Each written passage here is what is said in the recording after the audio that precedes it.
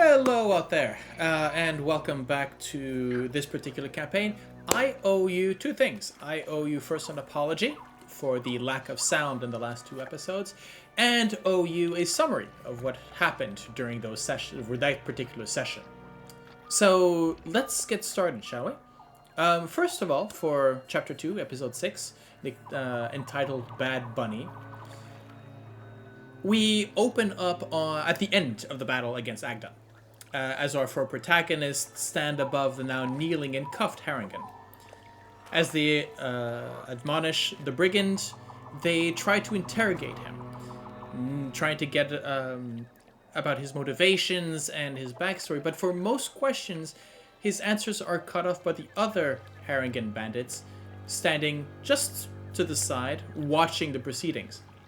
They seem to have lost all admiration and respect for their former leader and gladly chip in with their own commentary. With the help of an intimidating Ysdred, order is somewhat restored, and we learn a bit of Agdon's backstory.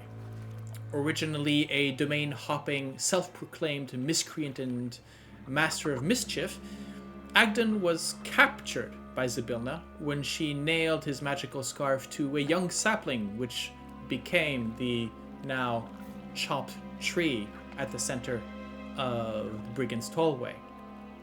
When the Coven took over, Agdon made a deal with Bavlorna, the local hag. His freedom for the best of the loot that he could get his hands on. Since then, the Brigand has been desperate to please the hag in somewhat of a maneuver to one day be truly free.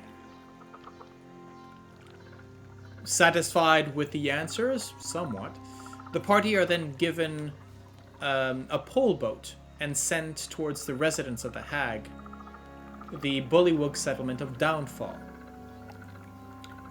After Ysdred refuses to volunteer her mount to pull the raft, Plum takes to navigating the boat upstream. The ride is almost peaceful amidst the croaking frogs and marsh bird calls, a light haze of fog obscuring the horizon. But along the way, as they peer over the side, they are met with strange visions in the water, seemingly floating downstream. For Anna, a headless, child-sized scarecrow with metal lobster claws for hands tries on some new heads, including an upside-down wooden bucket, a withered head of cabbage, but decides on a large gourd, which it fixes into place. As it sort of looks, mirrors itself into a surface of water, the image fades away, now showing replaced by another, a satyr whistling to himself as he reclines in a metal cage dangling off the end of a broom over a foggy lake. Plum sees something different. A bullywug bedecked in the trappings of a monarch constantly adjusts its ill-fitting crown of lily blossoms while leafing through a large tome spread across its lap. Then, as a new image appears, a short, mean-looking old woman wearing a crimson cap, a leather apron, and iron boots uses a cleaver to chop meat in a drab kitchen. Tavaren peeing over sees another image, this time a hag with toad-like features, relaxing in a pool while miniature versions of herself ladle the water and pour it over her head and shoulders. That image in turn is replaced by that of two merrow swimming past each other in murky water.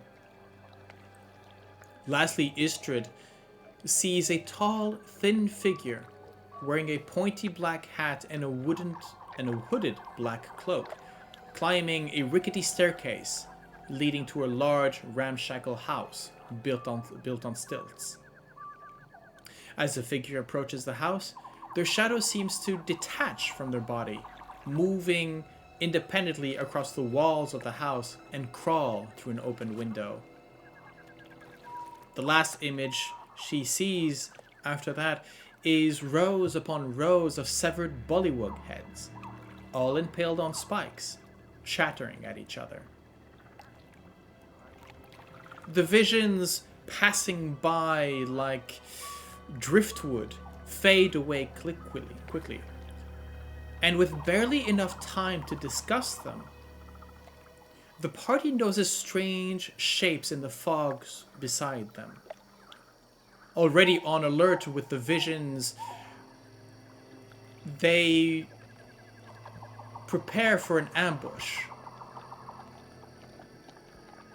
But this group of hunchbacked silhouettes, striding methodically alongside the raft on 4 tall and slender legs, is revealed to be a family of hobgoblins, mounted on stilts, cages on their back containing eggs of various colors and sizes, some not even avian.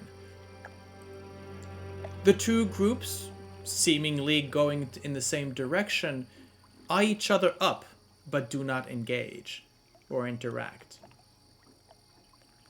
The hobgoblins slow down as the smallest of the troop seems to struggle to keep the pace, and soon they disappear from sight as the mist reclaims the surroundings. Our group moves forward, pulling the boat up against the current, as they notice that the swamp seems to... the water level seems to stay high in this case. And they come up against what looks to them as a wall of fog, which they know hides the location of Downfall and the Hag's Hut. But that exploration is for next episode.